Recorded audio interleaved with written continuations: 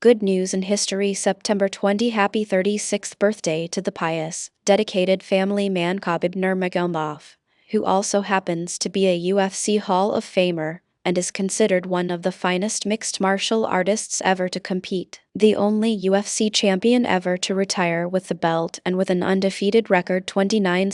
Nurmagomedov's 13 UFC bouts saw him lose only a single round, much less a single fight. This string of dominance included 4 title fights, the longest reign of dominance in the UFC's lightweight division. Read more. 1988. Hailing from the Caucasus region of Russia known as Dagestan, Khabib is a pious Muslim and became the first UFC champion to hold the faith.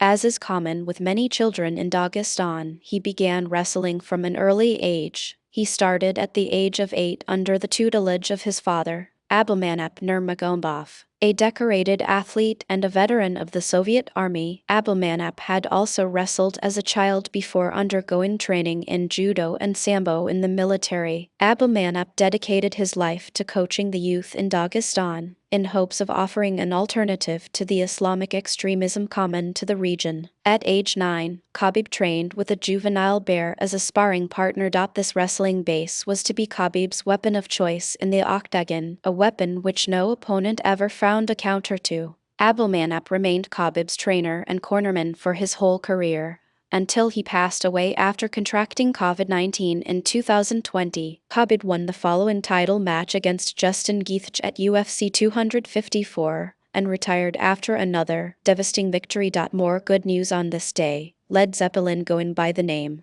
The Yardbirds, started recording their debut album in London, and took only 36 hours of studio time, with most of the tracks being recorded live in the studio with very few overdubs. 1968. Billie Jean King beat 55-year-old Bobby Riggs in straight sets in a battle of the sexes tennis match watched by a worldwide television audience of 50 million people in 37 countries. 1973. The first wave of Southeast Asian boat people arrived in San Francisco under a U.S.